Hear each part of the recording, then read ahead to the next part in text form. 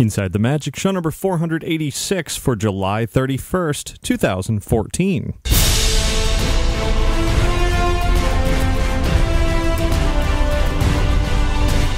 It is Thursday, July 31st, 2014. This is show 486 of Inside the Magic, and as always, I am your host, Ricky Briganti, with a whole lot of fun following San Diego Comic-Con 2014. We'll get to all of that in just a bit. Before we do, I invite you to visit our website at InsideTheMagic.net. There you'll find all of our podcasts, videos, photos, news, articles, and plenty more. And if you ever have any news, tips, questions, comments, or anything else you want to send in, you can do so by emailing me at ricky@InsideTheMagic.net, or you can call and leave a message at 407-494-4ITM. That's 4486. And now, let's get on with the show.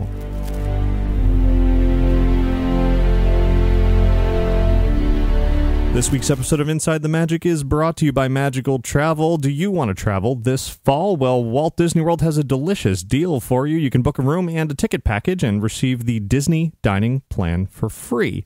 But you're going to want to hurry for the best availability because the offer ends August 8th. Just a week from now.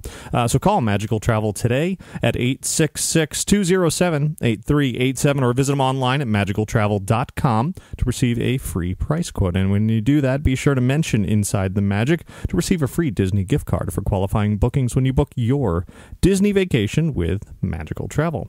And thanks very much to all contributors to Inside the Magic, whether you make a single donation, a recurring donation, or click through any of those affiliate links over on our website.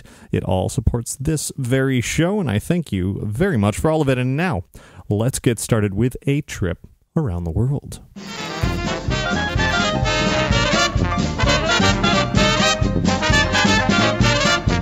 Before we jump into all the Comic-Con fun, I should, of course, mention that it is Thursday, a little bit late on this week's show, and it is as a result of Comic-Con, of course. It was a crazy 5 days out there in San Diego. I've still got so much to post. I've been working on getting as much of it up and on the website and on YouTube and everywhere, and pictures and video and all that good stuff as quickly as possible, but it's just been crazy trying to catch up on everything. I had so much fun, and there is so very much to talk about from the world of Disney and beyond. A little bit later in this week's show. So before all of that, let me also mention, of course, recently I announced my partnership with the Radley Haunted House down in St. Petersburg near Tampa, that we're working on a new haunted attraction for this year, kind of expanding the world of Inside the Magic and more specifically Outside the Magic.com, of course, into actually creating an attraction, not just covering attractions, but making one for ourselves. It will be very, very exciting. It's already in progress, a lot of construction going on, and I want to say a big thank you to everybody who has contributed to our Kickstarter to help make it all happen already. We're over halfway to our goal, still a couple of weeks left, so I would definitely appreciate it if you checked it out. You can just go to InsideTheMagic.net or OutsideTheMagic.com. Look for it there in the sidebar. You'll see sort of the, on the left side, if you scroll down a little bit, you'll see the graph showing you how far we are in the Kickstarter and links to see it all. And or you can just go to RadleyHaunt.com to read all about it and click through and make a little contribution there to help us get this thing off the ground and rolling. And it's going to be a lot of fun. Hopefully a lot of you will come out and check it out come October. Now let's jump into this week's news. Out here, Walt Disney World, recently a new way has begun to see Anna and Elsa at Princess Fairy Tale Hall. Of course, we know you can stand in a really long line, or you can use FastPass Plus if you're lucky. But now there's a third option. Rather than standing in that long line, you can show up and they'll give you what essentially equates to a FastPass, a traditional ticket, paper ticket with a return time on it to come back later during a certain window. And then when you do, it'll just be a short wait in order to meet those two very popular characters from Frozen. Similar return tickets are being used elsewhere at Walt Disney World. For example, the Frozen Summer Fun Sing-Along over at Disney's Hollywood Studios is doing something very similar. Disney's sort of playing around with how it's going to work for them. The online FastPass Plus system versus distributing tickets like this versus just standing in line. They're still playing with all these things to see what works and what doesn't. And so far, it seems like this paper ticket version for the very popular Princess and Queen are working out pretty well. Also over at the Magic Kingdom, it was announced recently that not only is a whole lot of really awesome Haunted Mansion merchandise coming out very soon, in fact, about a week from now is the Haunted Mansion's 45th anniversary on August 9th, and a lot of merchandise is coming out in time for that. Some of it's already out at Disneyland. But more importantly, this fall, there's going to be a new Haunted Mansion store at the Magic Kingdom. The Yankee Trader, which is just outside the Haunted Mansion in Liberty Square, has had Haunted Mansion items on and off over the years. Of course, Madame Leota's cart used to be parked outside the mansion, selling a lot of mansion items, and that's been gone for quite a while.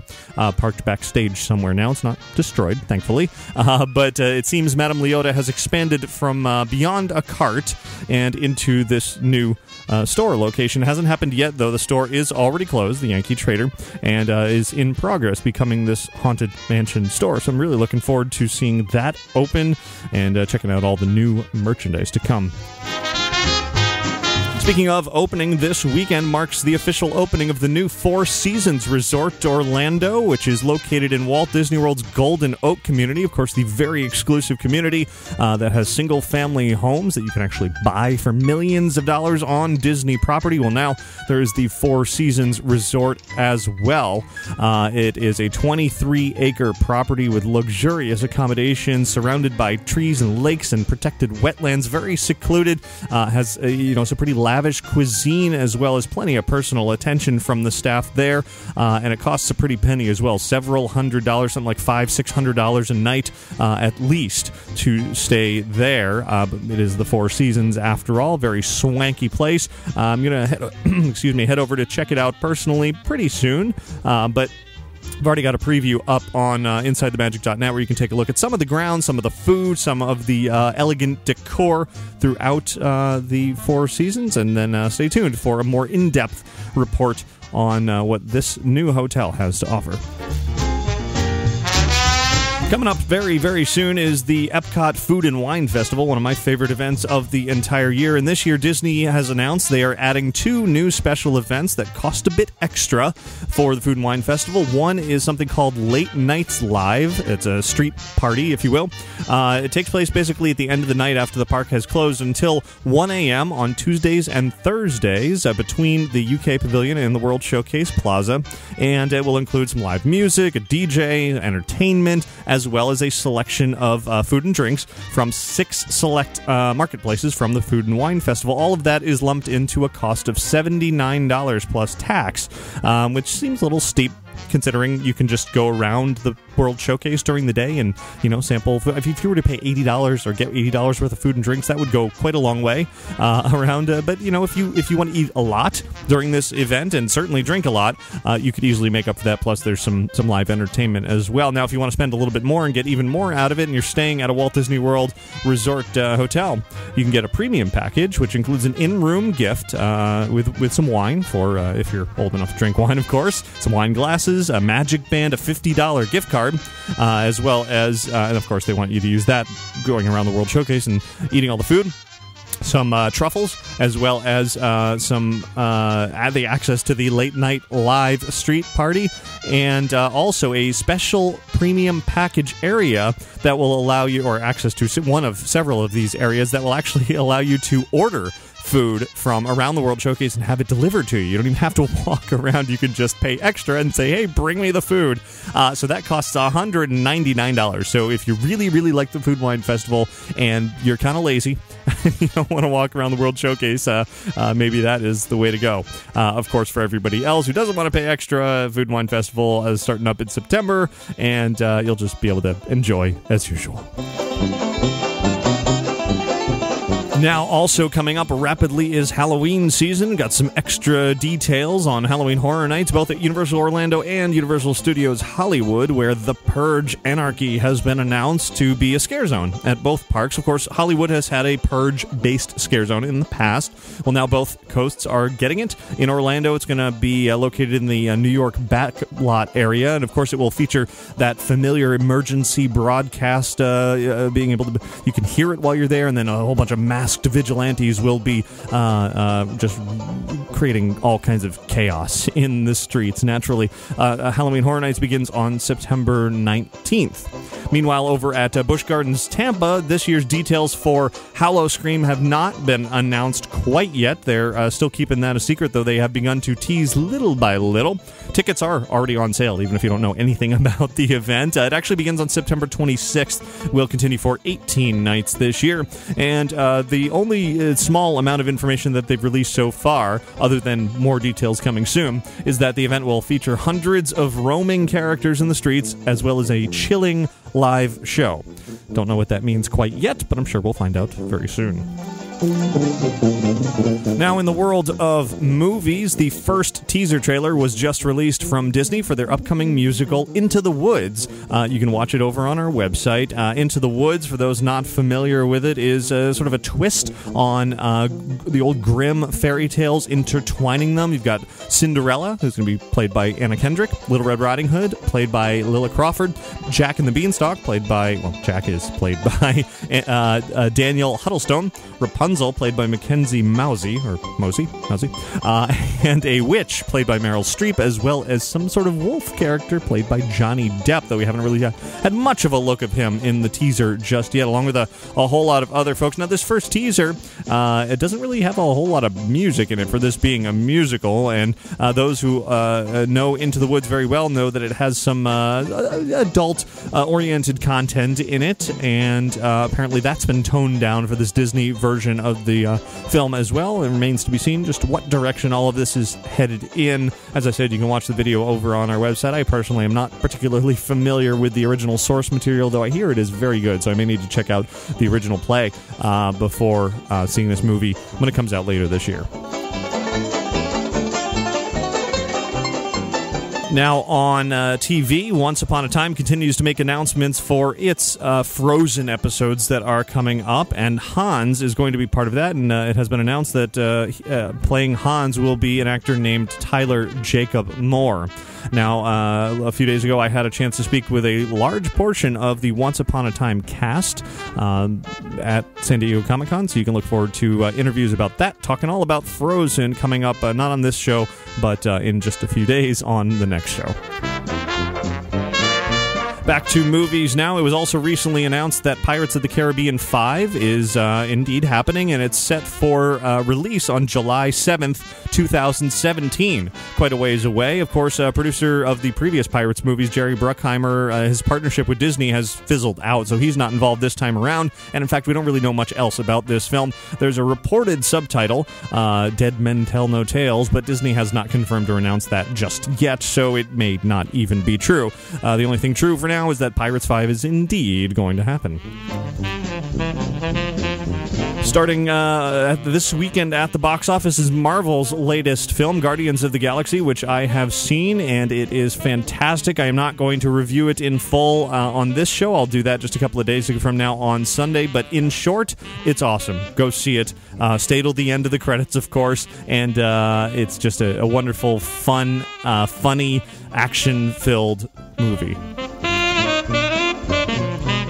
And finally, this week, we've talked Marvel here, we've talked Pirates. What's another big Disney thing going on? Well, of course, this little thing called Star Wars Episode 7, and there was a recent update from the set from director J.J. Abrams with a new video online as part of the ongoing Star Wars Force for Change charity project that's raising money for UNICEF. In this video, in which J.J. was reminding the world about that project, he was standing in front of what became a first look at a beat-up new X-Wing fighter for Episode 7. And also a orange jumpsuit-clad pilot walked by and entered the cockpit, and the little mouse droid zipped past underneath. Very exciting for Star Wars fans to see all of that. You can check that out over on our website as well. And, we always look forward to these little tiny bits of official Star Wars releases because, there hasn't really been a whole lot coming out of that set. JJ's got it locked down pretty well, which is great. I don't think we should be spoiled too much by seeing a lot of it in advance. And that'll do it for your news from around the world this week.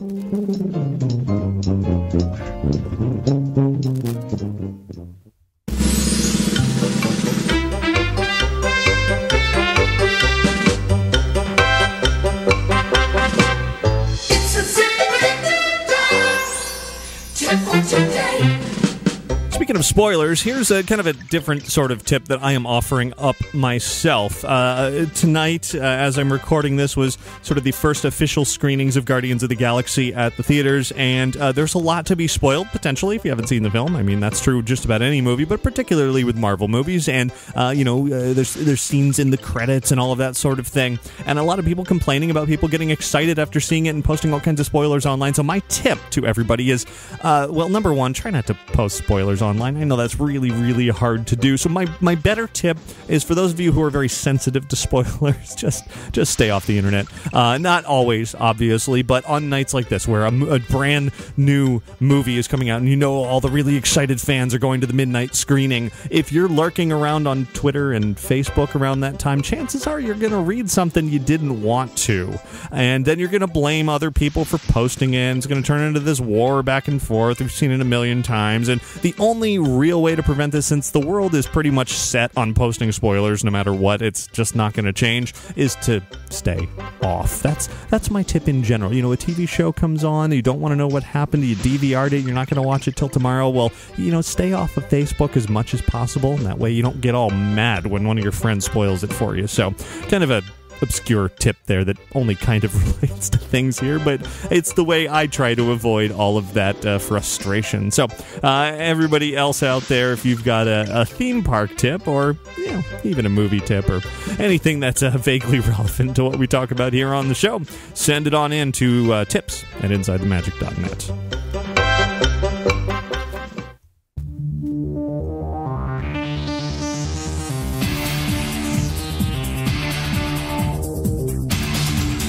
San Diego Comic-Con was this past weekend, actually about 4.5 days worth of huge excitement throughout the San Diego Convention Center and the surrounding areas. I spent last Wednesday, Thursday, Friday, Saturday, and Sunday doing essentially nothing but exploring Comic-Con, buying cool stuff, attending amazing panels, experiencing all kinds of really unique and fun and experiences. And there's just so much that I could talk for hours and hours and hours about everything, but I'm going to hone it all in here to the coolest, the most amazing things, and certainly the ones focused primarily on the Disney stuff that happened throughout Comic-Con. And I'm going to begin that with the very first thing that I did on Wednesday, just a mere hour or two after I landed at the San Diego airport. The very first thing I did was headed over to a preview of the Disney Infinity Offsite event. Now, at Comic-Con, if you've never been there, there's the big main convention center, and then surrounding it are what are considered offsite events, that is, events and exhibits and booths and happenings that are happening off of the grounds of the convention center. So, in the nearby surrounding area of San Diego, there's a lot of space for companies to set up experiences, and Disney Interactive was there with the latest in Disney Infinity. Now, they had made the announcement, number one, of the release date of Disney Infinity 2.0, which is coming up on September 23rd, I believe. So that's when you'll be able to purchase the latest incarnation, which is largely Marvel-focused. And alongside that, they announced officially that Guardians of the Galaxy is indeed coming in playset form, and a lot of characters to play as well, and power discs and all that good stuff. So there at Comic-Con, I had a chance to talk to one of the game's developers about Guardians coming to Disney Infinity. Here's what he had to say. We are at San Diego Comic-Con 2014 and about to check out the new Marvel edition of Disney Infinity. Can you just introduce yourself? Sure. My name is Ryan Rothenberger. I'm a senior producer on Disney Infinity. Okay, wonderful. So we know that Marvel characters are coming, all the classic ones, but now just announced Guardians of the Galaxy as well. Very exciting. Can you run through sort of the characters real quick that are going to be added? Yeah, for sure. So with Guardians, we're featuring 5 of the main characters from the film. We got Rocket Raccoon, we got Star-Lord, Gamora, as well as Drax, and of course Groot. Can't do it without Groot. The playset itself will go on sale as a standalone when Infinity comes out, and it will come with Star-Lord and Gamora included in the playset itself. So bringing Marvel, Guardians included, to Disney Infinity, tell me about sort of the concept behind that as far as it's so Marvel focused. Obviously, you've got additional Disney characters for the toy box, but everyone was like, okay, wow, this is really Marvel this time around. Why did you go in that direction? Well, the first one was much more focusing on Pixar and obviously Pirates and a few other Disney franchises. This time around, though, we really wanted to focus on Marvel because it was kind of the next logical step in our evolution. So for every cycle that we come out with Infinity, we want to try to hone in and focus on one of our main properties that Disney has. So that was why we wanted to shift and show Marvel. Also, the fact that Marvel characters are so amazing. I mean, we have great new moves, great new power and abilities in the new version of the game, and we really want to kind of stretch the legs of what the game can do by bringing those characters to bear. I think there's a lot to be said that you can bring in the classic Marvel characters into this that everyone's going to love, Spider-Man, Thor, etc. But now Guardians is a bit of an unknown at this point. It's new to most people. Is there a risk there? I mean, I think there's always some semblance of a risk whenever you're introducing any character to a franchise, but because we have such a great film that's going to be coming out, we've seen it. It's so funny. It's really solid. We're not that concerned, and that is really the reason why we put our muscle behind supporting the film, is because we got early versions of the script, we saw the artwork and how it was looking, and we knew it was going to be a smash success. So that for us, the fear immediately evaporated once we saw the early concept. With adding Guardians and the Angelina Jolie version of Maleficent, is this the direction you think Infinity goes moving forward? Is keeping current with whatever's going on in the Disney company? Yeah, I mean, that's one of our goals as a platform, not just to support what's new, but also, as you'll see through a lot of the power discs and things that we have for 2.0, we always like reaching back into the treasure trove of what Disney has and trying to pull things that maybe people don't remember anymore or bring them up to a new generation. So that's the great thing about Infinity, is that we really can bridge the gap between what's new and what's current, and we can support our new properties, but then always be able to have this amazing chest of IP to go back to. And what would you say is the coolest feature of the Marvel edition of Disney Infinity? Honestly, I think one of the coolest features of the new version is the skill tree for every character. So every character has their own unique ability tree, basically, and I can customize my character with moves, with different powers. That is completely brand new. And we even went back, and all of the Infinity 1 characters, we made trees for them as well. So, like, when you put Mr. Incredible down, he'll have his own set of moves and stuff that you can unlock. So it really allows me to customize my Hulk or my Iron Man the way I want it to be. When it'll be different from here. So if I want to make my Hulk a real tank and super high health, so that I know when I go into the Avengers playset and I'm in a really tough spot, I can drop Hulk down and just lay waste to everybody and then go back to all my other guys. I think that's really one of the best features we've got. Now, I played as the Guardians of the Galaxy for a little while, about 15-20 minutes. Really fun. The game plays quite well. Doesn't always feel like Disney Infinity as so much as a Guardians of the Galaxy game. Now, the art style, very clearly Disney Infinity. The sort of cartoony look to everything, but they really ramped it up this time around. The environments are wonderful. Definitely feels a lot like what a video game for Guardians would be. I'm really looking forward to having more time playing with that and the rest of the Marvel characters. You can see more from this new edition, upcoming edition of Disney Infinity, the 2.0 version, over on InsideTheMagic.net. Moving on from there, got to kind of keep things rolling here because Comic-Con was absolutely huge, and I don't want to spend 29 hours talking about everything, kind of giving you the highlights version here. From there, that evening was a preview night, of course, which is 3 hours of sheer chaos on the show floor of Comic-Con. I spend most of that time buying stuff because it's a good opportunity to kind of get that out of the way, any of the exclusive collectibles from companies like Hasbro and Mattel and Funko, a lot of Disney fun and Transformers and, all the Teenage Mutant Ninja Turtles and things that I collect. So snatched up a bunch of that along with the assistance of my wife, who is also a collector, and picked up some stuff for herself as well.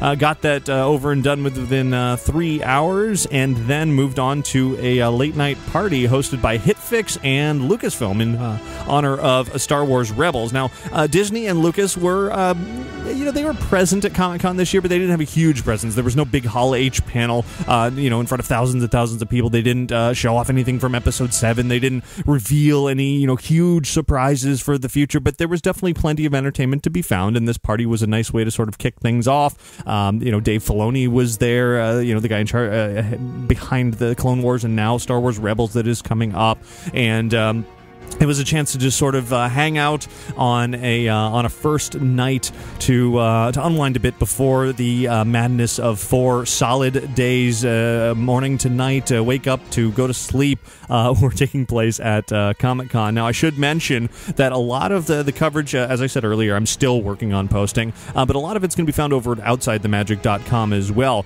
Stuff that doesn't necessarily pertain to the topics of theme parks or Disney or themed entertainment, things that are a bit more out there, such as some of these nighttime parties that really were intended for older audiences. So you can check out some of that coverage very soon over on OutsideTheMagic.com. Moving on from that, however, on to the first full day of San Diego Comic-Con, which was July 24th, Thursday. The very first panel that I absolutely did not want to miss, one of the few Disney panels this year, was on Toy Story That Time Forgot. It is the upcoming Christmas special featuring the Toy Story gang that's going to air later this year on ABC. It's actually December 2nd is the air date, and it looks absolutely fantastic. On the panel that was talking all about this were director Steve Purcell, who you might know from co-directing Brave, as well as creating Sam and Max back in the day, which is exciting unto itself. Also, there was executive producer Galen Sussman, as well as head of story Derek Thompson, and the voice of Trixie,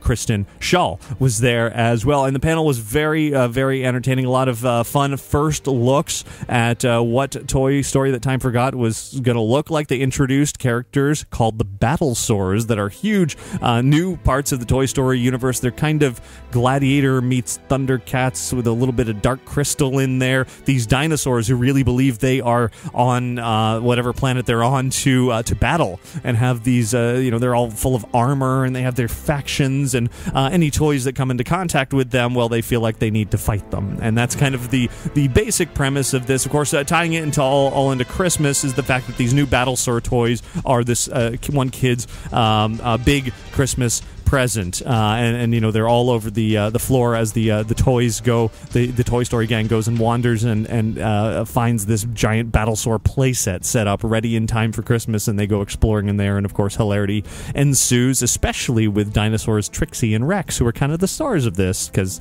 the Battlesaurs are dinosaurs, so they lump in the Toy Story dinosaurs as well.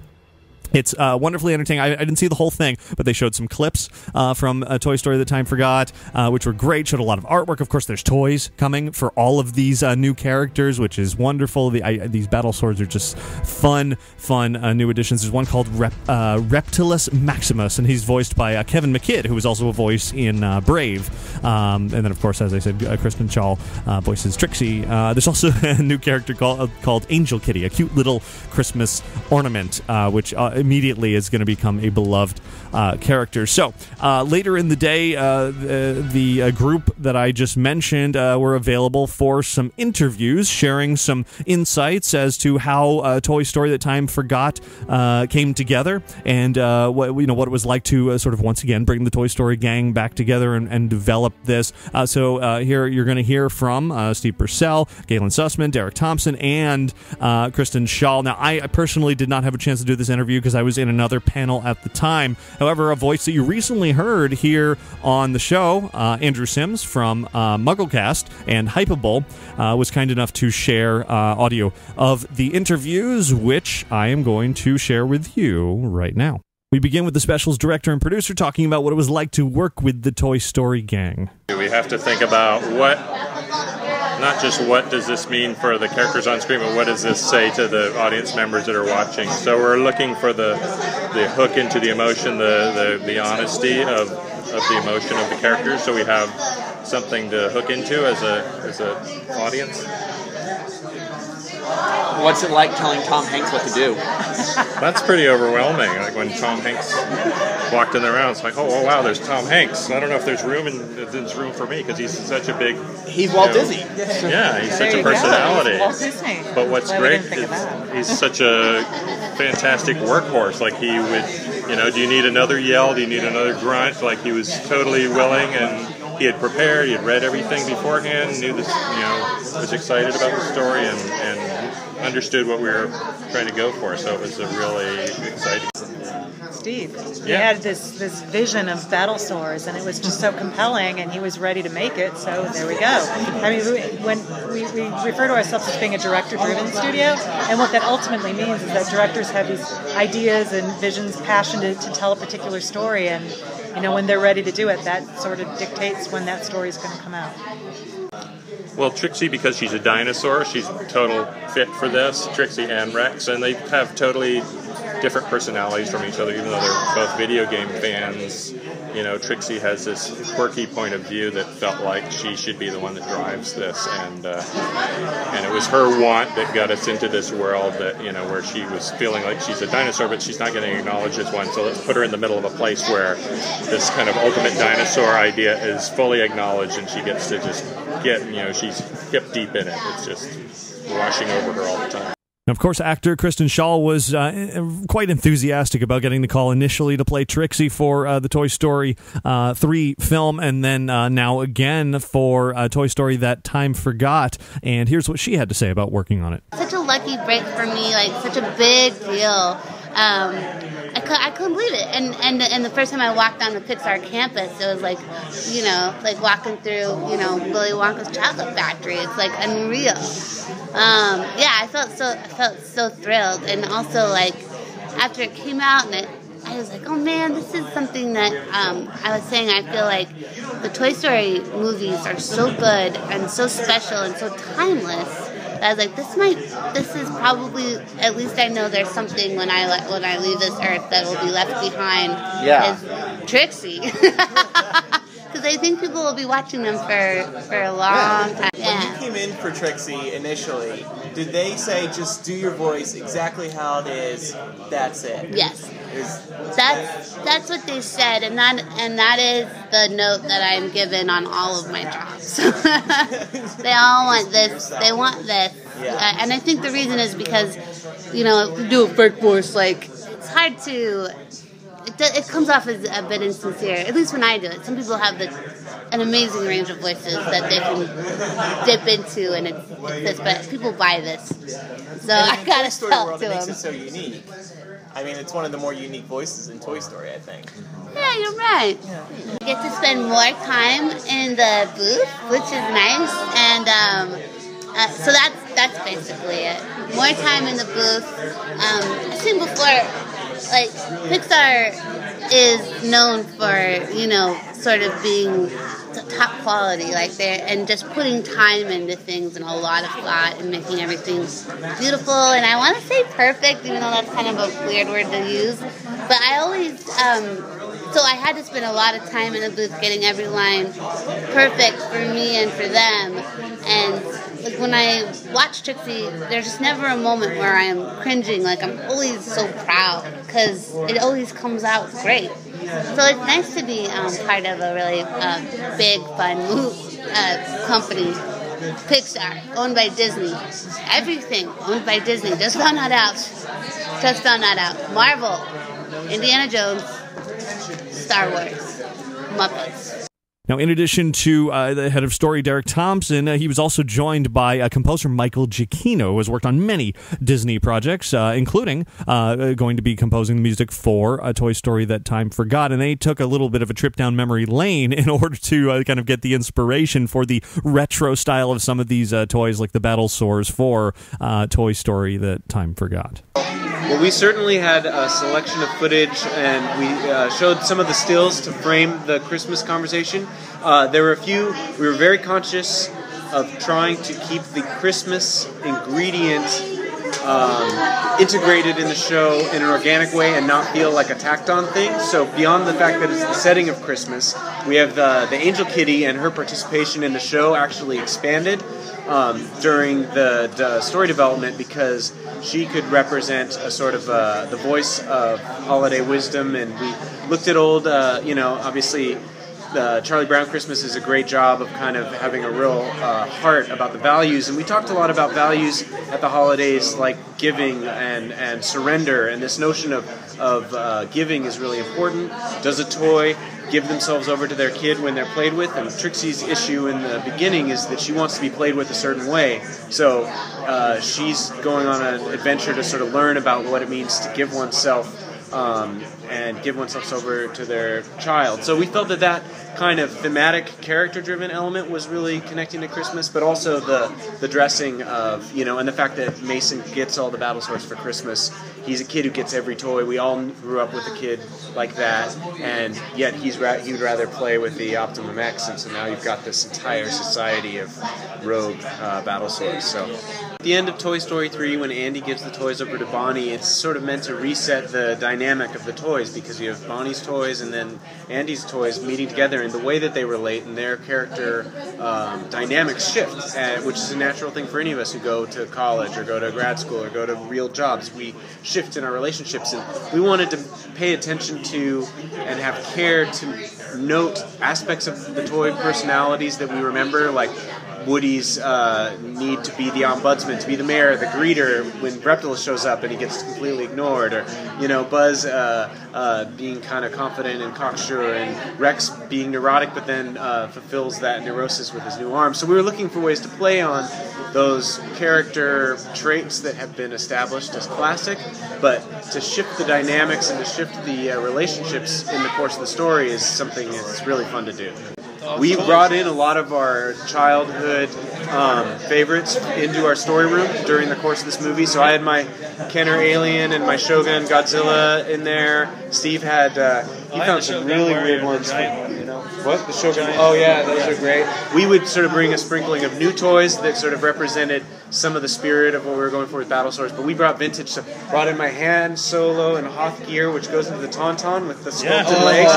So in the footage today, when the Claire goes up to his throne, his legs are molded into the throne, and that was our nod to that sculpt the legs into the playset feature, which again is the kind of stuff that John loves, to have an authenticity and a toy truth to the design and the approach to the look. So we're very careful to honor that stuff.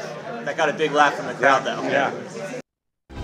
So thanks again to Andrew Sims from Hypable for sharing those interviews with us. Moving on from there, the panel that I was actually at, because that prevented me from getting to those interviews, was another one that I absolutely did not want to miss. The Art of Big Hero 6. Big Hero 6, of course, is the big Walt Disney animation movie for this year. Last year it was Frozen. This year it is Big Hero 6, and unfortunately, no video recording or photography was allowed during this panel, but I can tell you all about what I saw. It was a panel of the filmmakers, the director, producer, some of the artists, and they talked all about, specifically, as the title of the panel suggests, the art of the movie, what it took to bring this movie visually together, which they are still very much working on. It is by no means done. They've got a few months before it comes out in November.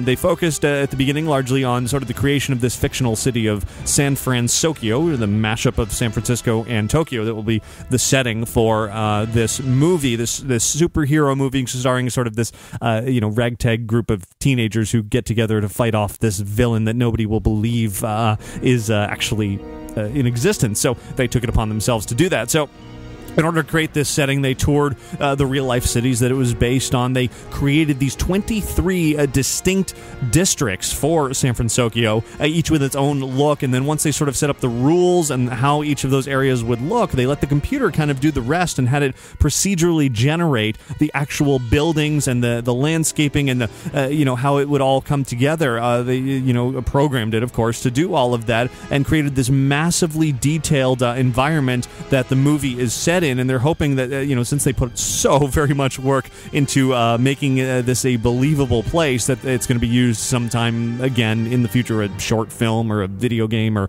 who knows what, because they were really, really emphasizing how incredibly detailed every bit of the environments are in this fictional city. Now, Big Hero 6 is based on a pretty obscure Marvel comic. I had never heard of it until Disney announced that. Most people hadn't. And Marvel has played just a small role in the development of this film. Disney really took it and ran with it. Marvel stepped in as needed to assist, but Disney was really just kind of taking inspiration from these characters and then from the comics, and then kind of creating their own versions of the characters with a new story.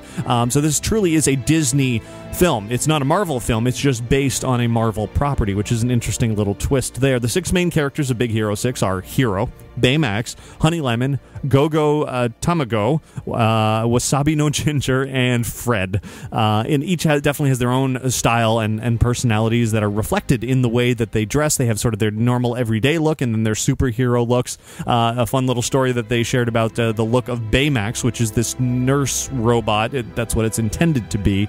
Big white marshmallowy inflatable robot that's there in the film in order to assist in case any injuries were to happen. Well, the notion of that kind of came from apparently there's a real-life robotics demo that had similar features with sort of an under armature with these inflatable limbs on it, which is where they got the inspiration for that. The face of Baymax is really unique. It's just kind of 2 dots with a line running across it, and that is where all the facial expressions come from. That I was actually inspired by the look of a bell that they found, kind of just this line connecting the 2 circles, which was a challenge, as they said, for the animators to be able to show emotion through a very simple expressions. The eyes are sort of camera shutter-like. They can, open and close that way. They can, turn red and turn different colors. And then, the mouth can bend up and down, and they can kind of squint. But there's not, a lot of range of facial expression, but it still manages to capture all of those emotions in there, which is a bit different. Baymax also has a certain way of walking, and they worked hard on figuring out what that way would be to make sure it was very cute. They wanted him to be a very likable, cute character. So they tried a few different methods of walking that they were inspired by the way a toddler walks, the walk of a toddler with a full diaper, and a baby penguin walk, and eventually the baby penguin is what they decided on how Baymax would walk like. This movie is going to appeal to a wide audience for sure. They showed some clips and they were very, very entertaining. Seemed like everybody absolutely loved what they were showing. It definitely, the main character of Hero will appeal to sort of coming-of-age teenagers. That's exactly what the character is like, and sort of the struggles of not knowing where you're going with life, but, really wanting to do something and, figuring it out and all of that sort of thing is definitely present in that character. The clips that they showed included the introduction of Baymax to Hero, which was really awkward on purpose and in a very funny sort of way. And then they also showed the filmmaker's favorite sequence, which is the first time Hero has equipped up Baymax with all of his armor and took him out for a test flight, which was a really nice moment. It wasn't quite finished yet, but you could tell it felt both very Marvel and very Disney at the same time. And after it was over, everybody just cheered like crazy. It definitely has a lot of making for a successful film, much in the same way that Wreck-It Ralph was very successful. It's certainly a very different film than Tangled or Frozen. It's not a princess film, but it is one that I am definitely looking forward to seeing come November. Now, on this first day, I also attended some panels for things that I wanted to see that have no relevance to any of this. Hannibal, NBC's show, as well as Showtime's Penny Dreadful, both of which I tremendously enjoy. So I put up some videos of those panels on our YouTube channel, wrote a bit about it over on OutsideTheMagic.com. So if you're a fan of those like I am, you can go check that out. My wife went to the Skylanders panel, which I'll be writing something about or posting something about pretty soon. That night was a couple of more parties, including an MTV big shindig at the outside Petco Park Stadium. So you can look for a bit about that coming soon as well. Moving on to Friday now. Now, somewhere in the midst of all of this, there was a panel for Star Wars Rebels, which I had mentioned a bit earlier. Unfortunately, I couldn't be in 17 places at once, so I didn't get to go to the Star Wars Rebels panel, but I didn't mind so much because I actually had the opportunity to sit down with essentially the entire voice cast of Star Wars Rebels, as well as Dave Filoni and some of the other creators of this upcoming Disney XD show. I'm not going to share any of those interviews on this show. You can look for those or listen for those coming up in just a couple of days. Moving on from there, other exciting panels going on Friday that either I attended or my wife attended, which you can guess which was which. There was My Little Pony, there was Assassin's Creed, the video game, there was Bates Motel, the show on A&E, and yeah, those. So I actually posted the full video of the Bates Motel panel up on our YouTube channel. The other two I'll have a little bit more about coming up soon. Later in the day, I sat down with some other folks that it was one of the highlights of the entire Comic-Con for me. Now, I didn't get to go. Once again, another overlapping schedule issue. This is what Comic-Con is all about. You have to create a schedule of, like, 10 different options that you want to go to. Option A, B, C, D, and as things fill up, or you're over here, you're over there, you just have to make these decisions like, I want to go to 6 things that are out at the exact same time. Which one do I do? And sometimes it's a really hard decision, but you have to go in one direction or another. Now, so one of the things I had to skip in order to go somewhere else was the panel for Agents of S.H.I.E.L.D. and the upcoming show Agent Carter. I really wanted to go to that panel, but I was somewhere else at the time. But much like Star Wars Rebels, I made that decision because I had the opportunity to actually sit down with the cast of Agents of S.H.I.E.L.D. and the upcoming Agent Carter and talk to them quite extensively, which was wonderful. I've been watching S.H.I.E.L.D. since the beginning. It was wonderful to have a chance to talk to Clark Gregg and the rest of the starring cast there, as well as Haley Atwell, who will soon be playing Peggy Carter for Agent Carter on ABC. So I'm going to share those interviews with you right now. Naturally, there are no spoilers here. They don't like to give out details about upcoming shows or episodes or seasons or anything like that, but we did have a chance to talk about things that have happened already.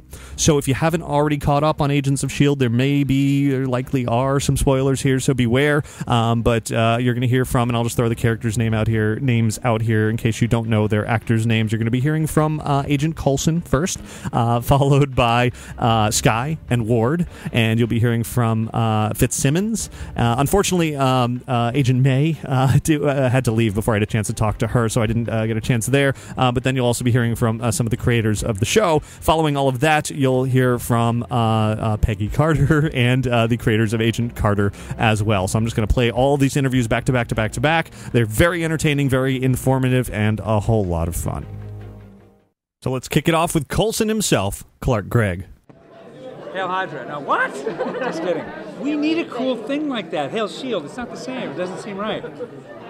Wield Shield. Director Coulson. Thank you. It never gets old. How did that hit you when you read that in the script, that that's where you were headed? I read it about 5 days before we shot that. The end of the last half of the last third of the season after the Captain America crossover was intense. We were finding out people we'd been working with every day were traitors, and Bill Paxton, my new buddy. Oh no, he's the ultimate evil. Every episode, every script we got just kind of was more of a mind blower.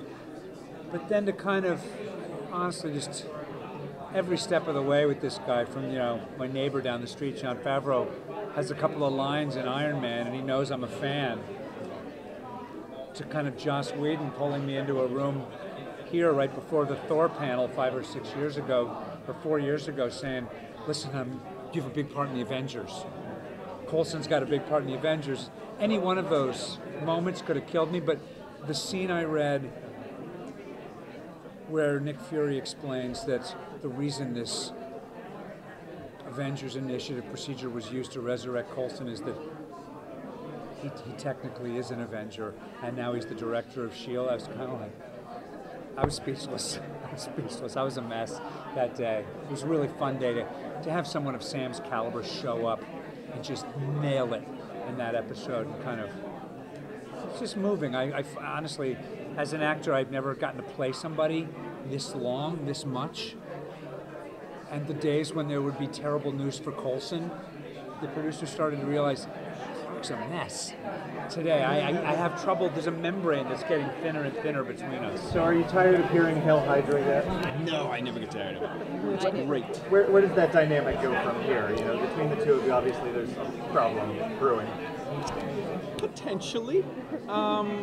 Where does it go from here? That's an interesting question that I hope season 2 will explore further. I don't know what to say. Let me ask, what were your feelings when you found out about your shift in perspective? I mean, as I said on the panel, I originally thought I was going to be fired. So for the first 15 minutes, I was just happy that I was still on the show. But it's this great opportunity, 17 episodes in, to essentially play another part. So I was like, I'm going to make the most of this. And then Bill Paxton was cast after that. I was like, God, this is just a dream come true. Love Bill. Yeah. Oh. He's the best. Yes, he brought it. But I imagine it was, difficult. When you play a character, you get so. They're like your friend in a weird way. I'll go shopping and I'm like, Sky would love that, and my friends think I'm insane. But when finding out that you're bad when you're not a Nazi murderer, it must be. It's kind of a hard thing to accept. I imagine but you did it beautifully. It was. I think as you said earlier, which was very smart, it added a lot of depth and mystery and danger to a character that on the surface was, only a couple of notes. So that was definitely a complaint. You hear people like, "Oh, Ward, he's just whatever." And yes, there was. But I find this out afterwards. But it was. They're like, we love him now. Gosh, he was such a square. But before. people were kind of giving the show a hard time about that, and they didn't. The people running our show, Josh, Jen, Marissa, Jeff, and Jeff, they're geniuses. They know what they're doing, and they had this plan the whole time, and they're going to bring up the stops for season 2 for sure. I think they're all in a position now that, everything's been burned to the ground, so you can we hope that we're the phoenix rising from the fire and that we can be strong and kind of, because we started season 1 both quite naive and a little bit kind of skittish, and the stakes weren't as high, whereas now we've been through so much. So I think individually they're probably going to grow a lot more as characters, maybe less in a unit. I'd like to see them alive.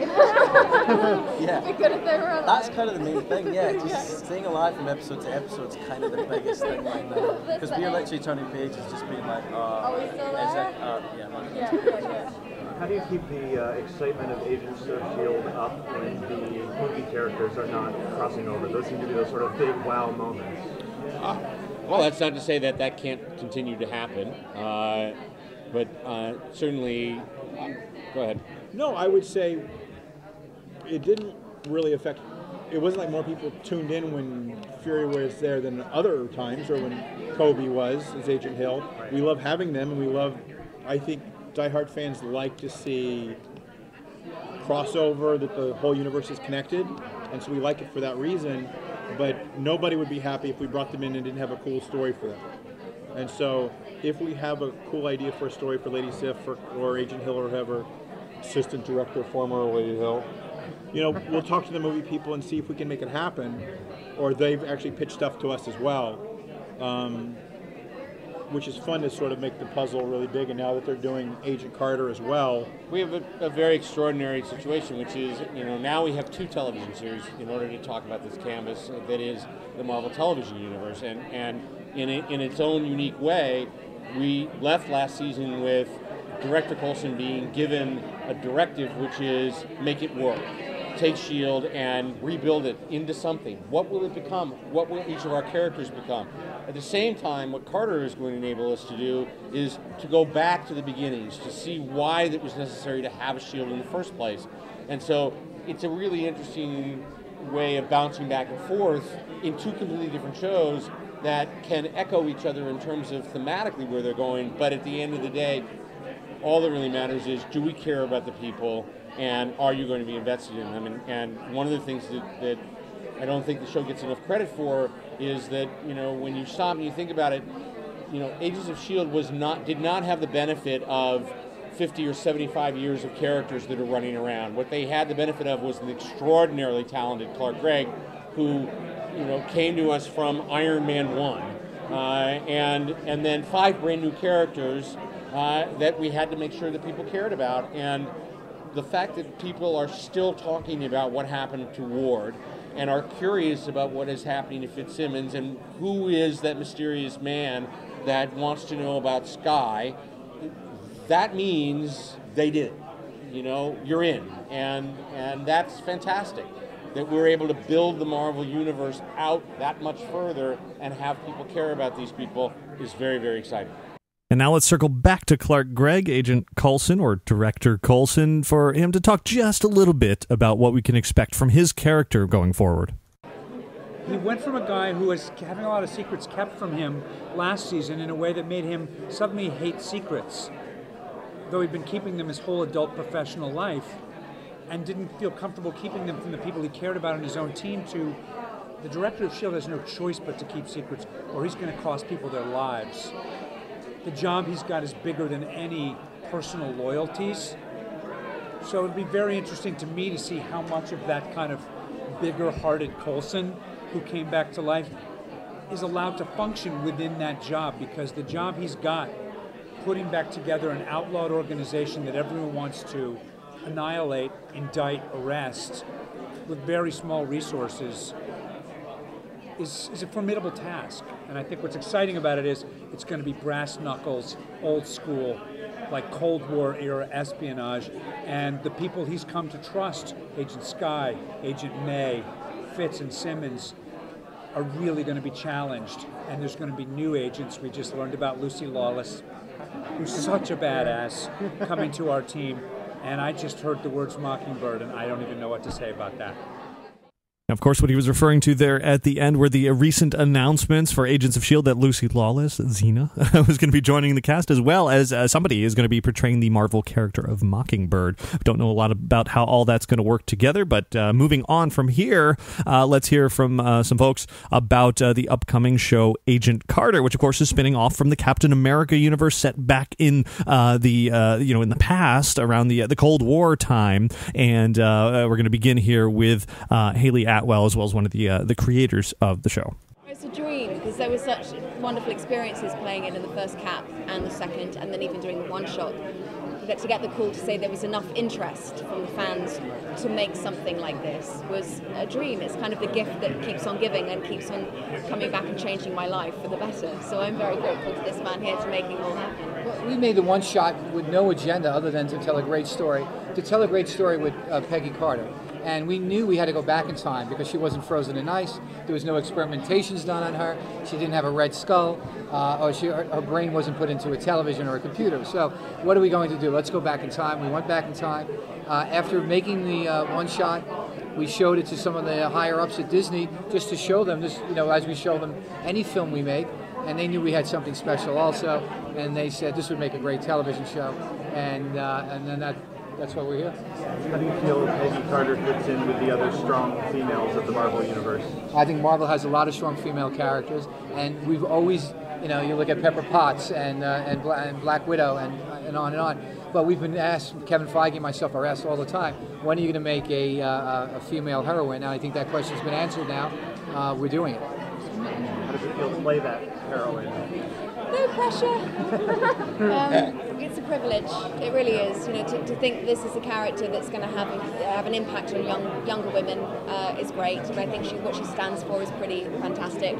She's not a feminist in the sense that she doesn't like men. I think she just knows her place is right beside them rather than behind them. A big part of Agents of S.H.I.E.L.D. is connection to the Marvel Cinematic Universe. How is Agent Carter going to tie in to the movie? Well, what's cool about that is that we developed all these characters in Cap 1, First Avenger, that we couldn't use again. I'm not saying they're all in the first episode, but we suddenly have access to all these people who have died. Howling Commandos, there's Howard Stark. I can honestly say I don't think we're going to get Tommy Lee Jones. So it's probably but I think we can say that I'll just announce this, right? I think we're going to have Jarvis, the original Jarvis, who's Howard Stark's butler, who's going to then be an important part of the show, and then who goes on to become, whatever he is to Tony Stark, and so that's an important part of the show that we didn't really get to talk about on the big panel. Yeah. And there's just, the weird continuity sometimes is sort of mind-blowing. It's like, oh, that right. guy was the inspiration for the voice of the computer that Tony Stark made that will later do, it's all just sort of like, it's very interconnected through no effort of our own. And if you saw Winter Soldier, there's a dark, evil organization that's coming, that certainly wants to infiltrate us. It took a little while to really get going for fans to latch on to the characters and everything. How can you make Agent Carter come right out of the gate and be like an instant, success? If I knew the answer to that. Well, here's the something thing. to grab I onto, think here's what we're lucky is that it's a pretty simple buy-in to the show. You don't need to know anything about Captain America, Marvel. You just need to know it's a female spy cold war. And our challenge as producing the show is we have to appeal to both the people who know everything about Marvel and to the people who know nothing about Marvel. And I think it's with a single lead and with sort of a fairly straightforward premise, it's a lot easier to do that. And just like with Clark Gregg, let's circle back around to Haley Atwell, Peggy Carter herself, one more time for a few more words about the show. We've seen her be competent. We've seen her with the guys. We've seen, we know what she's capable of in terms of the workplace. But I like to see the emotional and psychological cost on her as a woman who's dealing with compromising her relationships all the time in order to save other people and making sure that she's not putting other people in danger, as well as grieving over this kind of the love of her life. And I think there's something to be said for a woman who you perceive her as strong, yet there has to be a cost to that. I'd like to see her at home. I'd like to see her break down and not be able to deal with it. And the same way that we do now, that we can relate to as a woman who is just struggling like the rest of them just to make a place in the world. Pretty exciting stuff there. Really, really had a wonderful time sitting down with all of them. Definitely one of the highlights of San Diego Comic-Con for this year for me. Now, a little bit thereafter, I headed over to the Walking Dead Escape one more time. A little bit different twist this year. I'll be posting a video of my experiences avoiding the zombies soon. So look for another fun bit of excitement there. That night, I attended another party, the Kirk Hammett's Fear Fest Evil, which was an interesting experience. You can read about that on OutsideTheMagic.com very soon. Now let's move on to Saturday, July 26th. Phineas and Ferb was up first, which I attended that panel last year, was hugely entertained, and it was not disappointing this year either. I've posted a full video of that panel over on our YouTube channel, so you can enjoy it. A couple of the highlights that came out of that were the announcements of some of the upcoming episodes are a lost episode. Not exactly a lost episode, but kind of a lost episode, because it's going to be written by Damon Lindelof from Lost, as well as featuring Terry O'Quinn and perhaps some of the other Lost cast members in there. So that should be interesting. There's also going to be a zombie special of Phineas and Ferb coming up in October with George Romero and Simon Pegg. So I'm definitely going to have to tune in for that one.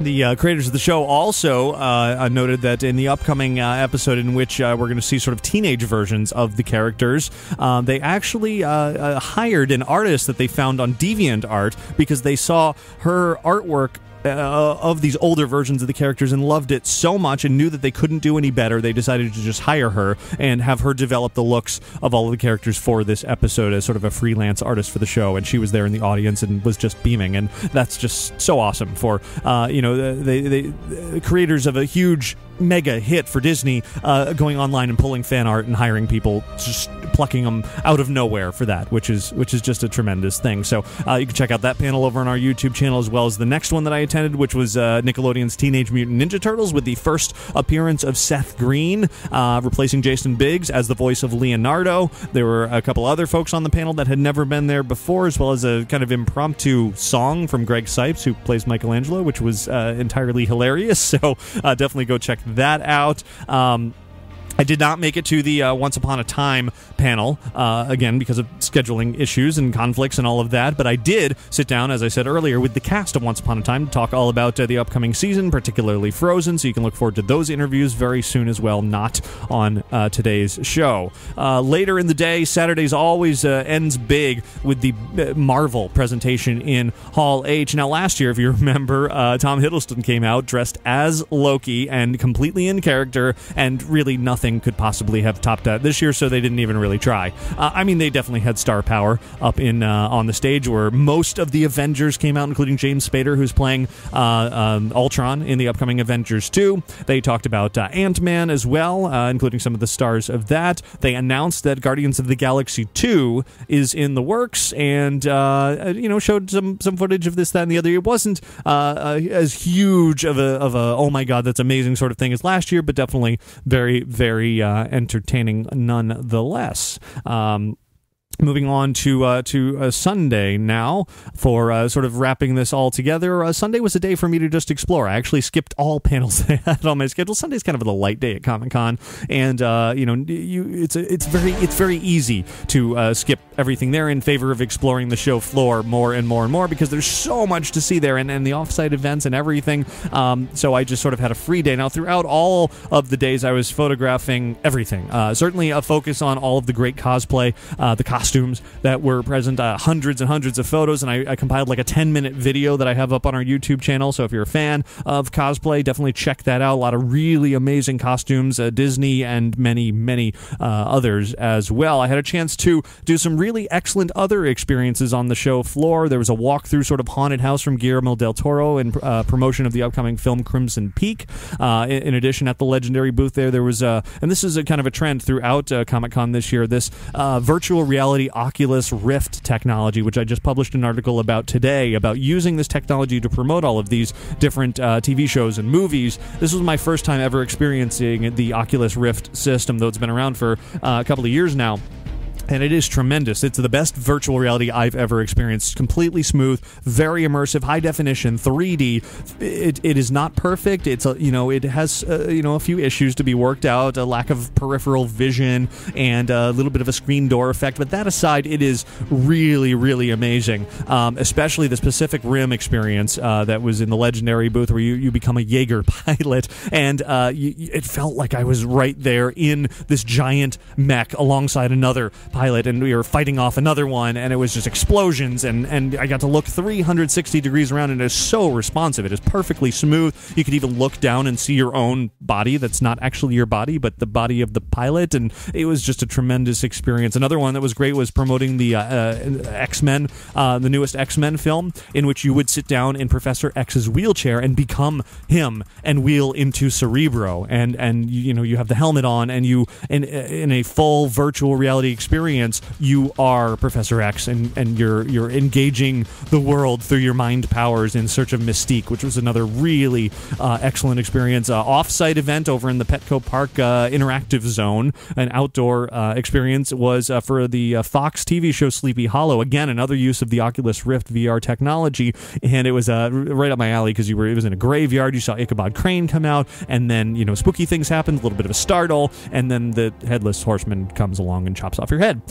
Which is also a really bizarre experience, to be in a completely immersive 3D virtual environment and have your head chopped off, and it falls to the ground and hits the ground, and you're looking up at him, and he picks up and holds your head in his hand, and you're staring back at him. Really crazy fun. So you can read more about those experiences and how I feel like they should really make their way into a theme park at some point. In addition, I also had a chance to run kind of stumble my way through the Assassin's Creed, basically American Ninja style obstacle course, which was interesting. Also over in the video of that, sort of first-person GoPro video of that, I'll be posting very, very soon. There's also a Ninja Turtles pizza shooter, and and a zip line and all these fun things. Like I said, I could just go on and on and on and on forever about Comic-Con, but I'm just going to wrap it up here. Continue to check both InsideTheMagic.net and OutsideTheMagic.com if you want to see more and more and much, much more about all of my experiences throughout Comic-Con. I haven't even come close to posting it all just yet. I'll continue to do that in the coming days, as well as on our YouTube channel, and lots of photos and all that good stuff. So there it is for Comic-Con here on the show for now. Of course, this is very late in the week, and I'm recording the show just a few days from now on Sunday. I'm going to return to the regular schedule and share even more interviews from San Diego Comic-Con 2014.